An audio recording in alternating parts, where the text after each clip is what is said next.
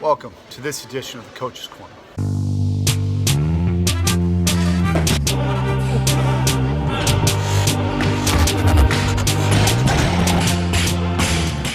On today's episode, sit down with John Broz and we talk about adversity, commitment, and the champion's mindset.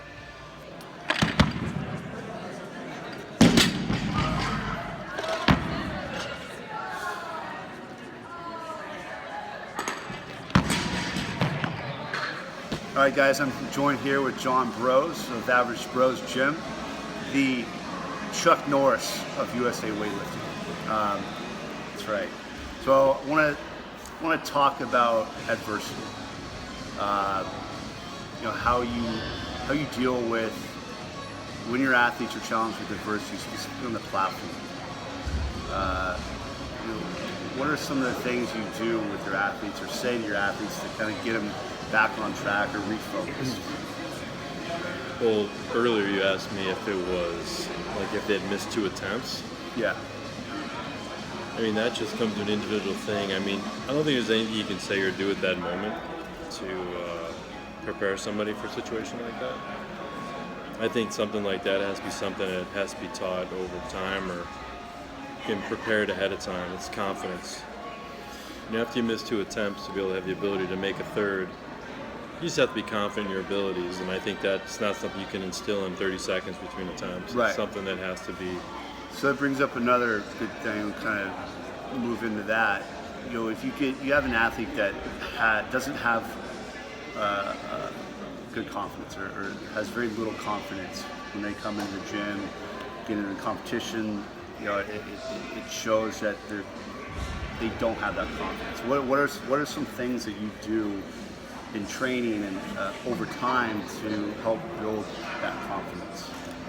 Well, I think your job as a coach is to teach people how to lift, but it's also to give them life help and life advice and to teach them more confidence.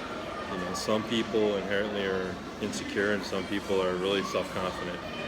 And I think as a coach, it's your responsibility to help people become more confident. And that can vary from person to person. It could mean having them take 1 million attempts where they never miss, where they have the ability to make it. Maybe it's self-esteem issues, maybe it's whatever it is. I mean, that's on a case-by-case basis, but I think, as far as being a coach, again, like I said, I think after a period of time, a short period of time, it's not even about lifting anymore. It's about creating the mind of a champion. And that's something I've been preaching for a very long time, is having the mind of a winner, having the mind of a champion. That's something that you have to cultivate from the very beginning, and that could be a lot of different things. Well, let's talk. So that mind of a champion, what does that mean to you? I mean, it means a lot of things. You have to have the mindset of a winner. Like when people say, I would like to make a Pan Am team, or I'd like to make a world team. Well, I think that's the first step in being the first loser. Because if your goal is just to make a team and you fall short, which most people fall short of their goals, then you didn't make the team. I mean, you look at the results in meets, how many people try these attempts and miss attempts, and how many people leave meets saying to themselves, yeah, I could have done a little better, it's not what I expected. Everybody has these glorious expectations and they fall short, and that's just human nature. So why not set your expectations very, very high? The chances are you're not going to reach them anyway. So if your goal is just to make a team or just to qualify for meet and you fall short, you didn't go. It's not enough. Yeah, it's not enough. I mean, you need to reach higher. You need to say, I need to do world records. I need to, win the meet. And if you don't win the meet, you came in 4th. Okay, well, you came in 4th. We definitely qualified. You definitely made the meet. You passed all those other hurdles that some people are just trying. Well, if I give myself 2 years just to make this team, yeah, why not now? Why not next week? Why not? I mean, that's the thing, is you have to set goals, and you can't set goals that are unrealistic, that you can't imagine, but you have to set goals that are imaginable, but ones that make you stretch further than your comfort level, and that's how you make progress. Right. If you don't set a goal that's going to make you stretch, you don't grow. I mean, if it's comfortable and it's easy for you to think and imagine, chances are it's not a high enough goal. And if it's so unrealistic that you can't even imagine it to be true, well, you're not going to believe you can do it, so you're not going to try. And there's that fine line when it comes to that. The athlete has to want it, but you also have to, you as a coach probably have to guide them. But at the end of the day, it's got to come from the athlete. When you say want it, what do you mean? They want what? Well, it's want to set world records. Well, see, that's the whole thing. I want to accomplish whatever the goal is. I want to accomplish this goal. But that's my It's whole gotta come point. from Like them. they want it, and that's the whole point. Like some people are committed to a certain amount, and you can only expect out of them what they're willing to commit. And most people are willing to commit, like it's the 80-20 rule, right? Pareto was an Italian economist, and he came up with the 80-20 rule, and he realized that 20% of people had 80% of the wealth. And it's very similar to that in life. Like you can achieve 80% success with 20% effort, but to reach that last 20% takes 80% of the effort. And most people are not willing to commit, or they're even unaware of what 80% or 100% really is, of what living a lifestyle 24 hours a day, 7 days a week is to become a champion. And most people are not willing to commit to that. So when you say, I want this, yeah, really, do you even understand what that really means? Are you willing to commit 100% or 80% or 90%? Most people are willing to commit 20% for that 80, but they're not willing to commit the 80 for that last 20. And that's the difference between somebody who's average and somebody who's great. Are you willing to put your body through? It's not even your body, it's your mind, it's everything. It's like, are you willing to not go out when your friends are going out? Are you willing to not eat when you're overweight? Are you willing to like train when you don't want to train? Are you willing to make these compromises and sacrifices for a goal that's just something you want so bad? Are you willing to do that extra 80% for that last 20 that most people are not willing to do? And that's really what it comes down to. So when you say you want it, that's really the key answer. Like when you, as a coach, you start to realize when somebody says they want it, what do they really want? Like what are they really asking for? And that varies. And some people, they don't want to be world champions. They may say it, but they really don't because they don't show it. Well, they don't understand really what that whole big picture is. Like what does it take to be a world champion? More than they're even capable of understanding. And when you see the big picture and people say, yeah, I want that, nah, you don't. Because you're not willing to put in what it takes. How do I know? How? Because you were in bed at 3 in the morning, or how? Because you're 5 kilos overweight still, or how? Because you're not proactive on making those things come true. Like you clearly don't want it because your actions speak louder than words. Right. So I think identifying people's wants and never being more invested than they are in their dreams. And that seems like it happens a lot. It happened with me in the beginning. It happens with a lot of coaches. They get more invested because they see potential in people, and we want it more than they do, and that never works out. Yeah, I'm still very new as a coach, and I'm kind of in that right now. I want it for them.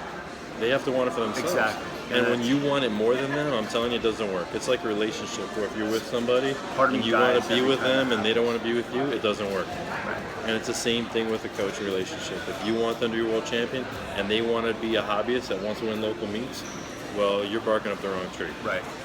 So you have to identify their wants and help them be the best they can be, whatever that is, whatever their real goals are. Some people are just not born killers. They're just not world champions. And when they say they are, maybe they're not. But I think, you talk about adversity and that's what you want to overcome. Some people are just not capable of overcoming those things. Some people don't want to. Because ultimately what happens is you have to embrace new things. Like, let's say, for example, like a goal. Let's say that to become a national level, you need 200 clean and jerk in whatever weight class. And some people can imagine themselves doing 200. And some people, the thought of 200 scares them to death. That they can't even imagine a 200 clean and jerk. Well, it's impossible for them to be better than that because they can't even imagine it. So if you can't even imagine something to be true, it's not possible to be better than you. Right. So, you can try to instill that confidence, you can try to help them, but I can give you story after story of people that 7-8 years ago told me numbers that they wanted to hit, and 5 years later, they're almost hitting those numbers now, and they're not big numbers, but that's all they could imagine to be true. Right. So, how do you help people overcome who they are and become different people? Well, there's a limit. Sometimes you can't. How do you make a carp a shark? They're both fish, but they're very different. Right. So, you can have a big carp, and he can be very aggressive, but he may never be a shark. And that's just what you have to identify in people. You can only help people as much as they're willing to help themselves, and people are who they are. So, some people are going to be killers, and some people just aren't. Doesn't mean everybody can't be better. Everybody can be stronger. Nobody has a monopoly on strength. Everybody can be better. Everybody have more skillful as a lifter. Everybody can lift a certain point. But I think you have to identify people that really have all the tools mentally not a physical thing; it's more mental. Absolutely, especially all sports, but especially in sport weightlifting. I mean, it is a very physical sport. It's very mental, but it takes years of discipline, and you've got to keep chugging away. And it's not easy.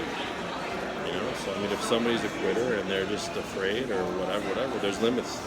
You know, your goal is to try to push them to their limits as much as you can, whatever that is. Yeah.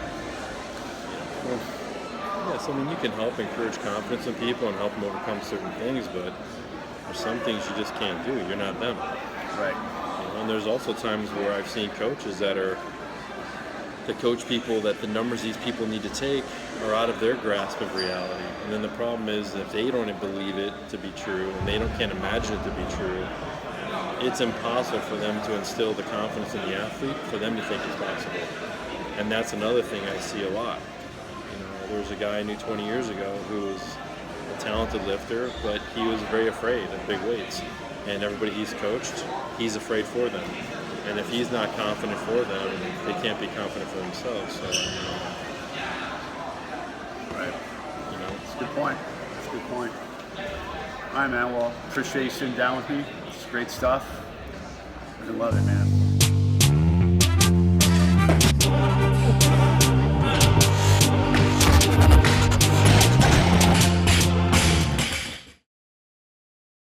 I feel like we're on a talk show. I gotta get used to it. I gotta get in the groove here.